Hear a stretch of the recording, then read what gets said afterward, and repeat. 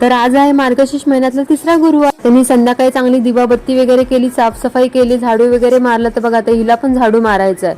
Direct बेडवर आली झाडू घेऊन. सकाळपासून काही शूट नाही केलं कारण की ते उपवासामुळे ना डोकं वगैरे जाम दुखत होतं. तर झाली जेवणाची वेळ. तर उपवास सोडण्यासाठी सगळं जेवण करायचं होतं. सर्वात मोठा प्रश्न म्हणजे भाजी काय बनवायची. तर फ्लॉवर वाटाणा फटाफट साफ केला.